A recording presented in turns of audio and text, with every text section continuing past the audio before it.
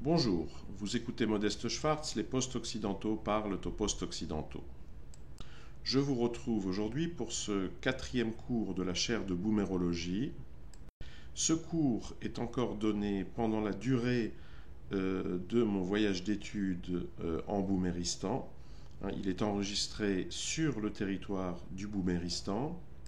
Il ne sera néanmoins pas consacré à commenter et analyser mes expériences de terrain en milieu boomer, concrètement en milieu boomer parisien, parce que je considère avoir encore besoin d'un peu de temps pour l'élaboration conceptuelle et puis pour me remettre aussi de la gueule de bois. J'ai donc décidé de consacrer ce cours à une observation plus générale et qui date déjà d'il y a un certain temps. Je préméditais depuis assez longtemps, à vrai dire avant même le lancement de la chaîne de boomérologie, de consacrer un jour, alors soit un texte, soit une petite causerie. Bon, il semblerait qu'on va commencer par une causerie, à un phénomène linguistique. Il se trouve en effet que parallèlement au boomérisme, et comme toujours, le bolchevisme aussi a eu sa langue, le jacobinisme, etc. Donc les phénomènes totalitaires, il est rare qu'un phénomène totalitaire n'ait pas son versant linguistique. Et donc le boomer, ça n'est pas simplement un individu relevant typiquement d'une classe d'âge, je précise bien typiquement, pas systématiquement. Il y a le boomérisme mental qui explique qu'on puisse avoir mon âge, ou même être plus jeune comme Macron, et être mentalement un parfait boomer. Non, le boomer, c'est aussi une langue. Alors pour désambiguiser, on pourrait peut-être l'appeler le boomérois. Bon, c'est une proposition. Dites-moi éventuellement ce que vous en pensez en commentaire. Je ne sais pas si ça sonne, dans quelle mesure c'est euphonique. Bon, on verra. Et comme il se trouve qu'au cours d'une vie antérieure, donc précédant mon actuelle existence de réprouvé, de réfouznik du Bouméristan, j'ai été linguiste, je me propose d'analyser avec l'œil du linguiste certains des phénomènes linguistiques typiques du Bouméristan, donc de jeter un œil sur le boumérois, le boumérois dialectal, puisque à ma connaissance et en dépit de la fondation de chaires et je pense bientôt d'académies d'écriture inclusive, il n'y a pas encore de normes de standardisation littéraire du boumérois, qui est généralement confondu avec le français, mais dont c'est vrai que pour quand même une grande partie de la francophonie hexagonale, le boumérois est en quelque sorte l'avenir du français, c'est ce qu'est devenu le français, notamment à Paris. Mais ça n'est pas officiel, donc pour l'instant, d'une part, on l'appelle le français, et d'autre part, il est, dans sa spécificité bouméroise, il est encore strictement dialectal, pas strictement oral, parce qu'on écrit le boumérois, mais en tout cas dialectal. Il n'y a pas pour l'instant pas de normes centralisées, disons, de la langue bouméroise. Alors du coup, ces causeries vont prendre ici un tour un peu plus scientifique peut-être que ce n'était le cas jusqu'à présent. Ce sera peut-être surprenant pour certains auditeurs. J'imagine que depuis maintenant plus d'une semaine qu'a été lancée la chaire de boomérologie, j'imagine assez facilement que certains post-occidentaux ont pu arriver à la conclusion, en partie fausse, que cette expression de boomérologie serait en quelque sorte relèverait d'un marketing un peu provocateur, un peu fantaisiste, servant à emballer en réalité un contenu, disons, dans le meilleur des cas, de critique sociale ou de satire des mœurs et des temps présents, un peu dans le goût de ce que je faisais à l'époque où je confiais des brèves, l'époque pas si reculée, où j'écrivais des brèves dans une publication électronique, où certains des post-occidentaux ont pu à l'époque découvrir mes écrits. Alors certes, il y a forcément une continuité, c'est le même auteur, c'est le même œil, c'est la même vision, et puis c'est le même objet, mais je pense quand même que certains aspects de la boumérologie ont une prétention justifiée on va dire, au sérieux académique. Hein. Je n'irai pas jusqu'à parler de science, surtout que ces derniers temps, ça devient assez ridicule. Hein, depuis qu'il faut croire en la science, bon, on évite un peu à prononcer le mot, parce que bon, tout de suite, les gens s'attendent à vous voir appliquer avec des encensoirs, des gongs, des chasubles. Enfin, bon, c'est un peu infamant quand même. Hein. Maintenant, ça devient infamant, hein, de parler de science. Donc voilà, je voudrais aborder certains aspects. Alors aujourd'hui, ce sera un aspect plutôt lexical, quoique finalement il finit par s'en dégager aussi une sorte de syntaxe, mais bon, en tout cas, un aspect donc du français de la modernité tardive, du français de l'Occident terminal, c'est-à-dire de la langue bouméroise. Et plus précisément, je voudrais parler de ce que je pense en linguistique, il serait logique d'appeler l'impersonnel boomer. Hein. Alors l'impersonnel boomer, comme ça je déflore tout de suite le sujet, est construit à partir du substantif de l'ancien français, du français de l'ancienne normalité, du substantif féminin, quoique le sens, et on verra que ça a d'ailleurs une grande importance dans l'évolution sémantique, le sens n'est justement pas genré, mais en tout cas c'est un substantif féminin, le substantif personne. Hein, la personne, une personne, qui donc a fourni son matériau de base à l'impersonnel boomer. Alors rappelons quand même, à titre de considération introductive, rappelons ce qu'est l'impersonnel en général. En linguistique, dans la description des langues, eh bien l'impersonnel, donc en ancien français, enfin dans le français que moi je parle encore, hein, je rappelle que j'ai cessé de vivre durablement dans un milieu francophone aux alentours de l'an 2000, donc il y a un peu plus de 20 ans, et à l'époque, disons, l'impersonnel en français, c'était avant tout le pronom personnel on. Hein. On marche, on écrit, on rêve, on aime. Il continue à exister d'autres tournures impersonnelles, et notamment un certain usage de la conjugaison réflexive des verbes, notamment des verbes transitifs.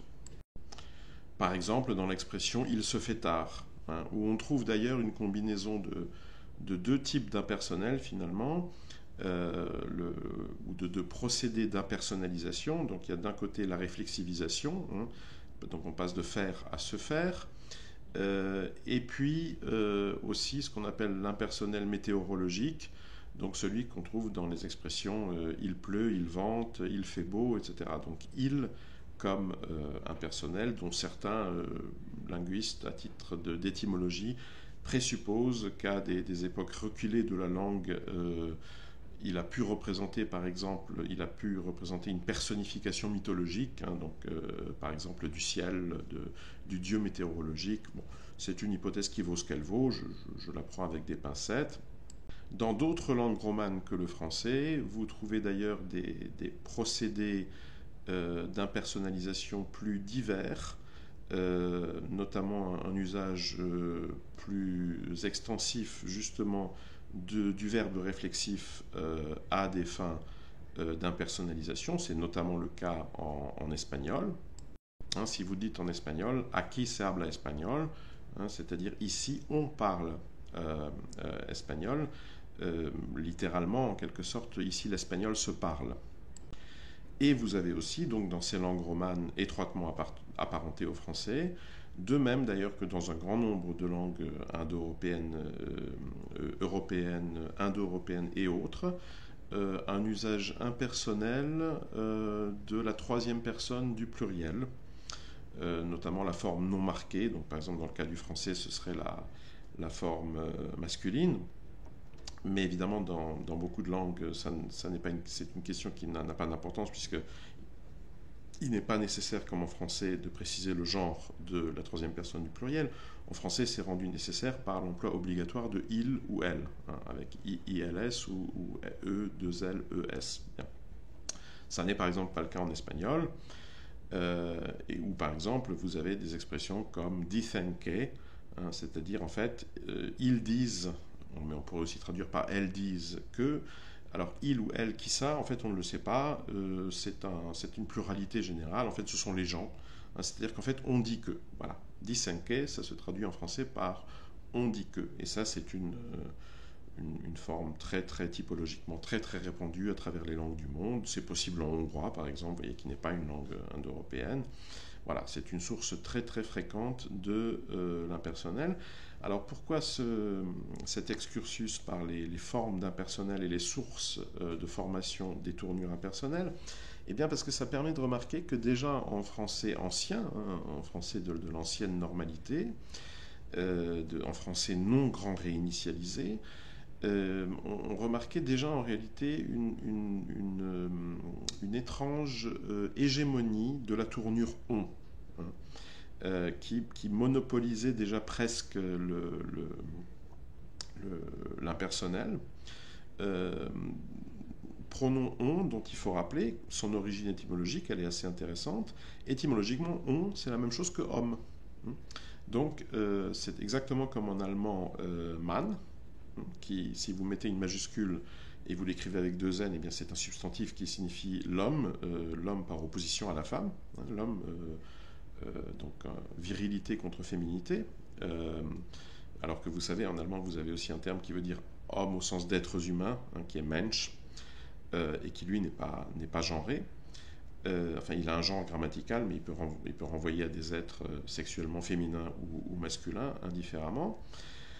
Et donc, comme en allemand, comme en germanique continental, et ça n'est peut-être historiquement d'ailleurs pas un hasard, hein, quand on considère qu'il y a dans le nord de la France un substrat germanique, un substrat francique à cette langue romane qui est le français d'Oil, eh bien, de même, le mot homme, hein, issu du latin homo hominis, a donné, alors, a d'une part été conservé en tant que tel dans son sens lexical, hein, un homme, des hommes, et puis simplifié, on va dire, phonétiquement et finalement même orthographiquement, hein, donc sans H, et puis avec un N reproduisant simplement la nasalisation, a aussi fini par fournir à la langue un pronom de la conjugaison qui est le pronom impersonnel. Hein, donc à la troisième personne du singulier en français, vous avez le choix entre il, d'une part, entre il et elle, c'est logique, les deux genres grammaticaux du français, masculin et féminin, mais vous pouvez aussi choisir le neutre, par exemple ça, ce, hein, ça fait, hein, ça fait 10 euros, madame, ou encore choisir l'impersonnel. Hein, donc on dit, on pense, on achète, voilà. Alors précisons tout de suite que l'évolution ultérieure, donc dans le passage du français d'ancienne normalité, hein, au français, disons, actuel, en tout cas dans le booméristan, c'est-à-dire au boomérois, ce qu'on a observé, c'est un remplacement qui est encore en cours, hein, qui vient à peine de commencer, donc de ce on, hein, finalement, ou d'expressions équivalentes comme les gens. Les gens ont tendance à acheter ça. Bon.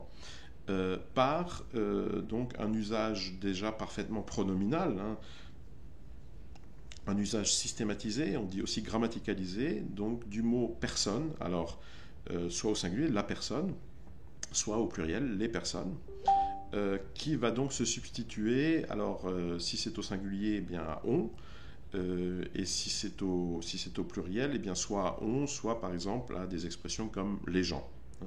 Bon.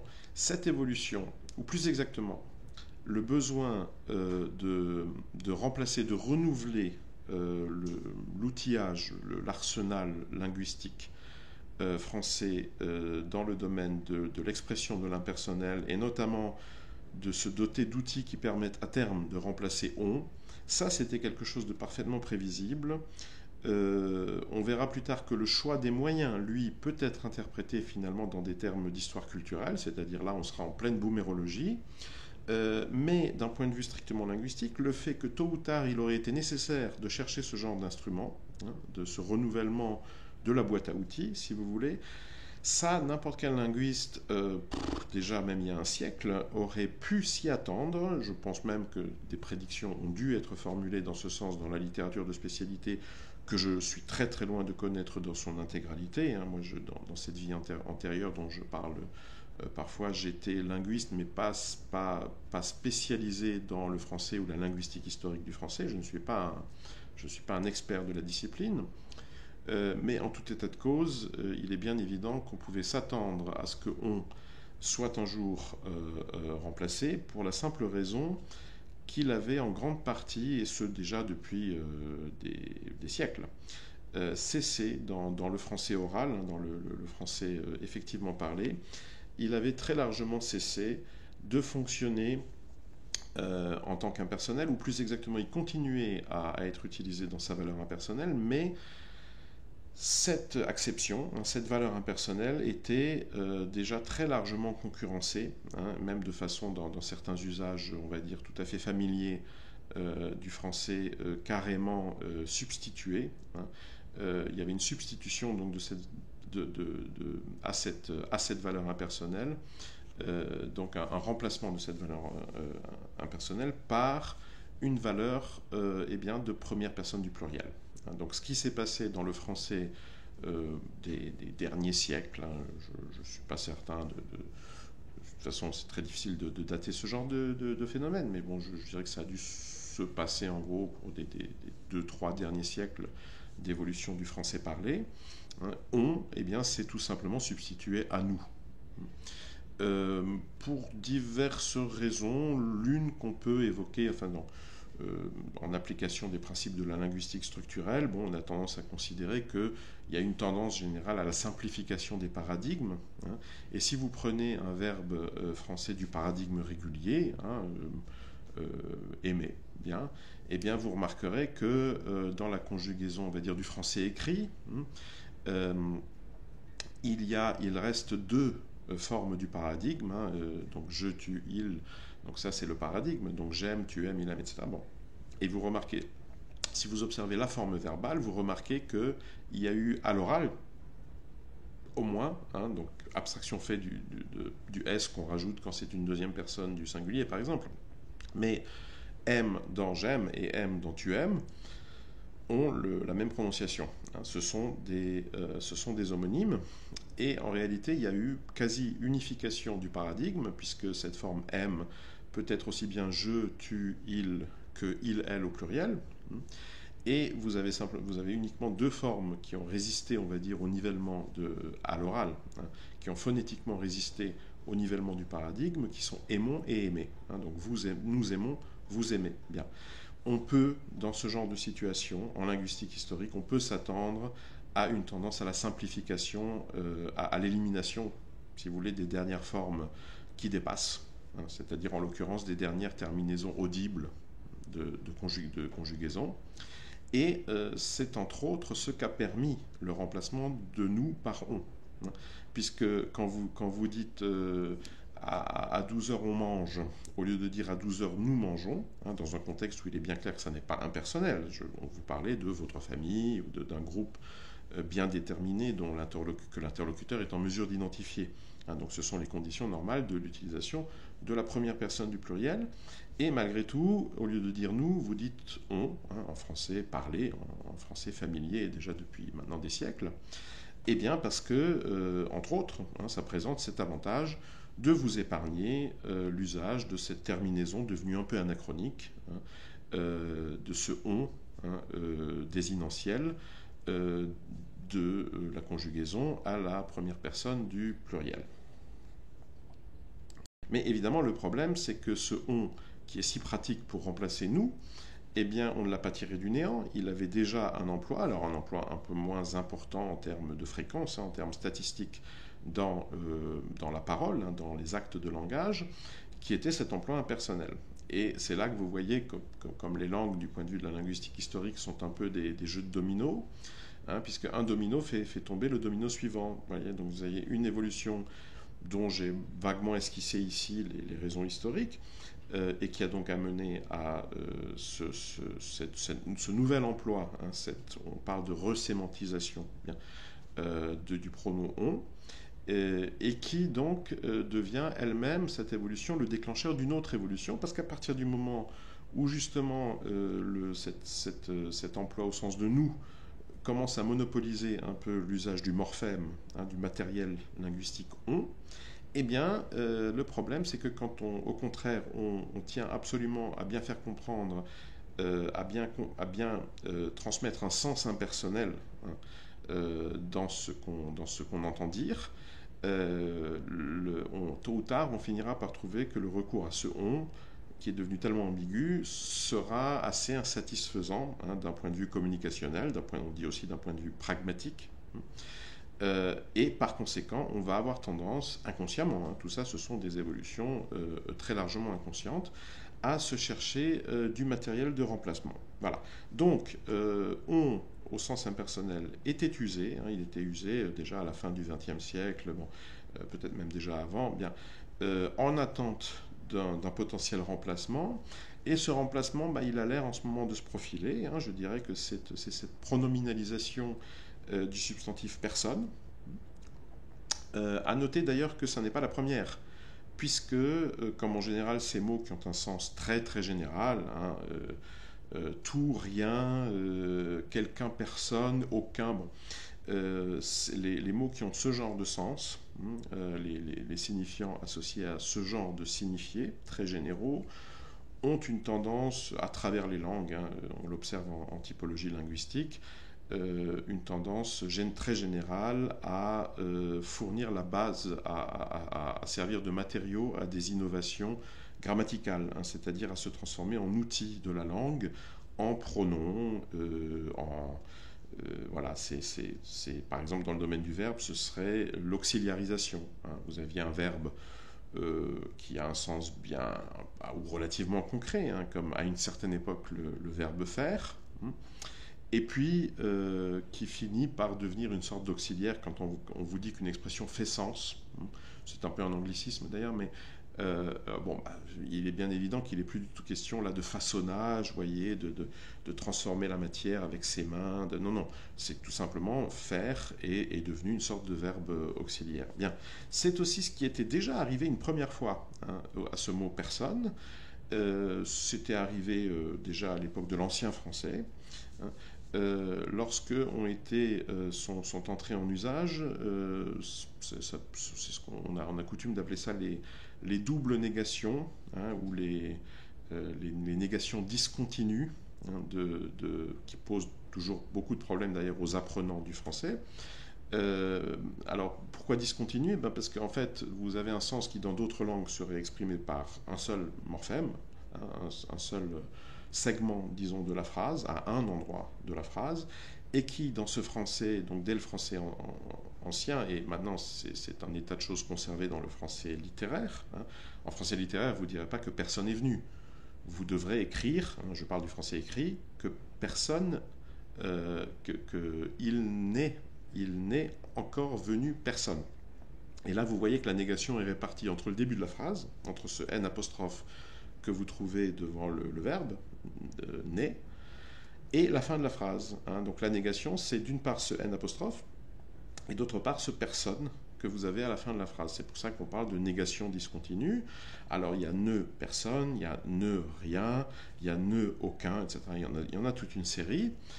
Comme vous le savez, par la suite, il y a eu une simplification ultérieure, donc là déjà en français parlé, c'est-à-dire que c'est un résultat qui est déjà trop tardif pour avoir été consigné par la norme écrite, hein. En français, écrit, on est toujours censé écrire donc ce nœud explétif, c'est le nom qu'il a pris entre-temps justement parce que on a fini par considérer qu'il n'avait pas tellement de sens à lui tout seul, c'est ce que veut dire explétif, hein.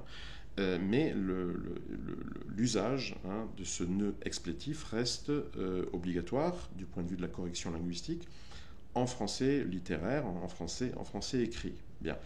Et là, on a en fait un premier exemple, vous voyez, d'une grammaticalisation dont le matériau lexical de départ a été fourni par ce mot personne. Hein. Donc c'est un mot, disons, qui du fait de son sens est en quelque sorte prédisposé à ce genre d'évolution. J'en profite d'ailleurs pour rappeler au passage l'origine du mot. Hein. C'est un mot que le français a hérité du latin et qui pourtant n'est pas un mot indo-européen, ça n'est pas un mot du vieux fond italique latin, c'est un mot que le latin lui-même a emprunté, donc un peu comme un concept culturel, vous voyez, un peu comme on emprunte aujourd'hui à l'anglais, vous voyez, je parlais juste avant de marketing, vous voyez, hein, des notions dont on n'est pas sûr que on pourrait les traduire, mais finalement, on n'est pas certain que la traduction aurait vraiment un sens, et donc finalement on se dit, bon bah, tout simplement parce que ça renvoie à une réalité mentale qui elle-même appartient à une autre culture. Et le marketing, à l'origine, c'est pas une idée particulièrement française, c'est une idée anglo-saxonne. Bien. Eh bien, il se peut qu'à une certaine époque, pour les Latins, les habitants du Latium, hein, ces Indo-Européens qui ont commencé à étendre leur royaume, puis ensuite leur république et finalement leur empire à partir de cette région de l'Italie centrale qui se trouve autour de la ville de Rome, qu'on appelle le Latium.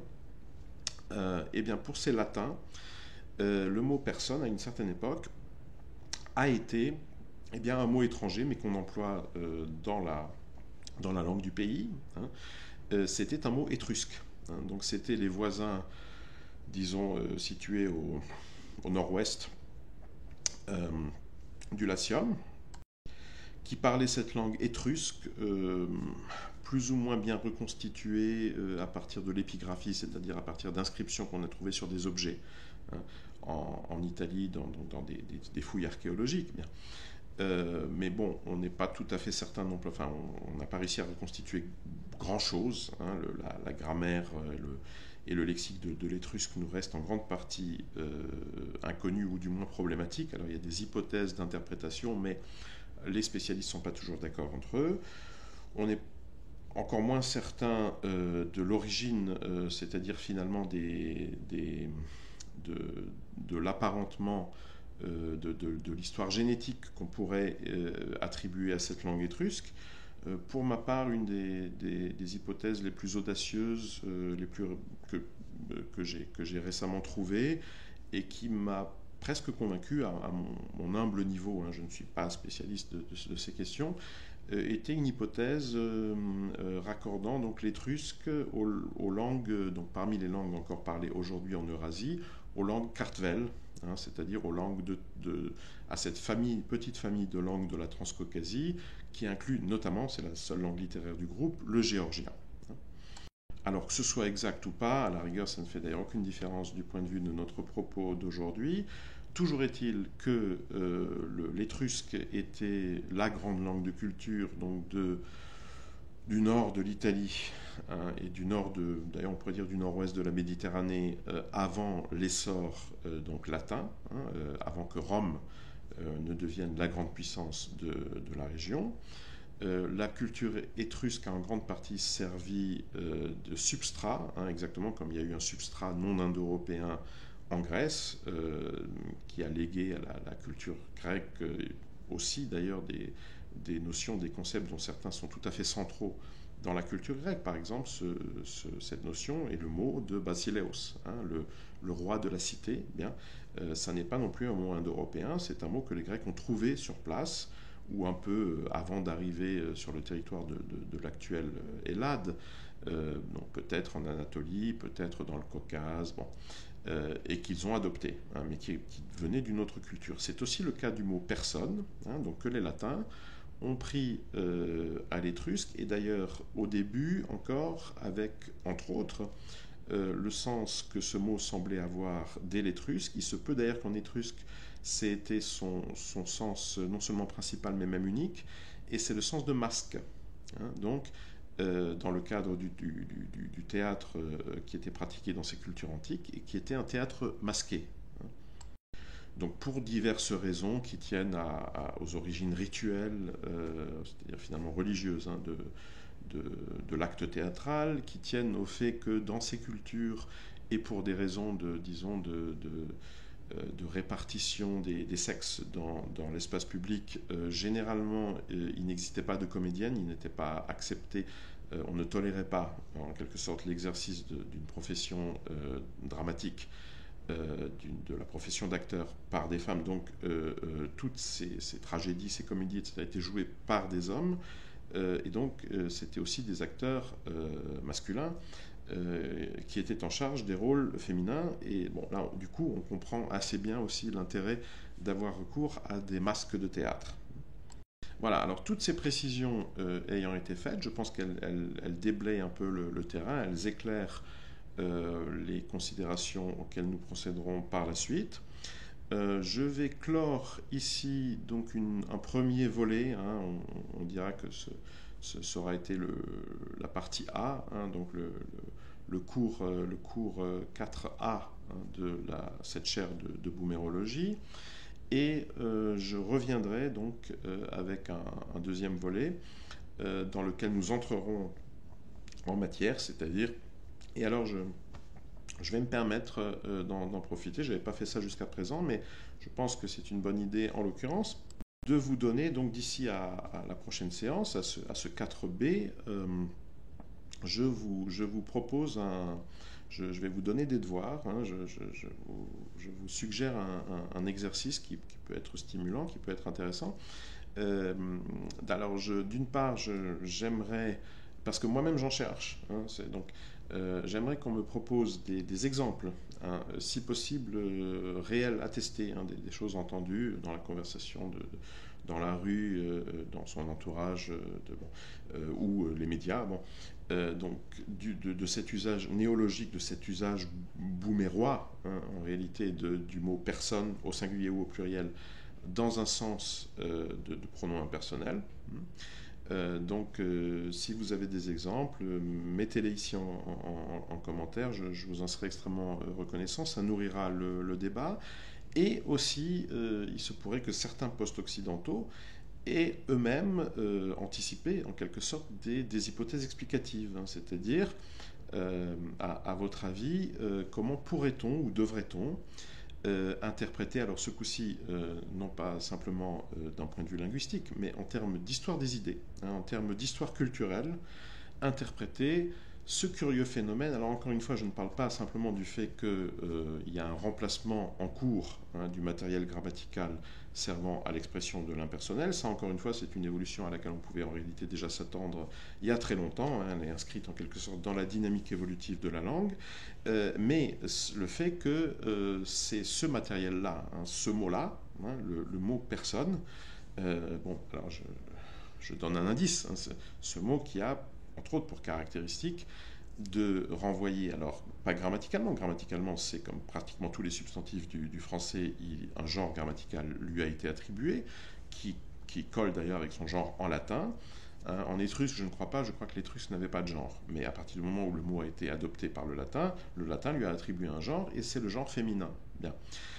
Donc c'est un mot grammaticalement féminin, mais qui, dès le latin et a fortiori en français, renvoie à un signifié qui n'est pas genré, hein. Une personne, ça peut être de façon tout à fait indifférenciée, un homme ou une femme, un animal, enfin, en principe pas un animal, mais enfin, ça dépend aussi de la vision du monde, c'est-à-dire quels sont les êtres vivants auxquels on attribue justement la personnalité, c'est-à-dire à l'époque où le même plex idéologique dominant était chrétien, hein, et en tout cas religieux, donc chrétien, israélite, islamique. Bon, l'âme, hein, puisque à cette époque, on va dire culturelle, la personnalité en fait c'est l'âme. Donc quels sont les bipèdes ou d'ailleurs quadrupèdes, enfin, les êtres vivants auxquels on reconnaît, qu'on considère comme titulaire, hein, d'une âme, ce qu'on appelle aussi d'ailleurs l'animation, hein, animacy en anglais. Et donc, quelle que soit la définition que chacun donne dans sa vision du monde des êtres animés, en tout cas, le mot personne permet d'y faire référence sans aucune allusion, sans aucune référence à la bisexuation. Hein, donc c'est un mot à signifier non genré. Je serais aussi curieux de vos idées, de vos suggestions quant à l'interprétation, encore une fois, en termes d'histoire des idées, qu'on peut proposer du choix d'un tel mot. Alors, un choix, bien entendu, inconscient. Hein, ce sont des phénomènes spontanés, inconscients, mais qui en sont, à mon avis, d'autant plus révélateurs des tendances culturelles de fond. Hein. Voilà, donc du choix de ce mot pour, à terme, je pense, remplacer le pronom on. Et voilà, donc à vos claviers post-occidentaux, et à bientôt donc pour le deuxième volet de ce quatrième cours, vous voyez, étrangement sérieux, étrangement scientifique, hein, de cette chaire de boomérologie. Et d'ici là, commentez, suggérez, mais surtout circulez dans la mesure où il n'y a rien à voir.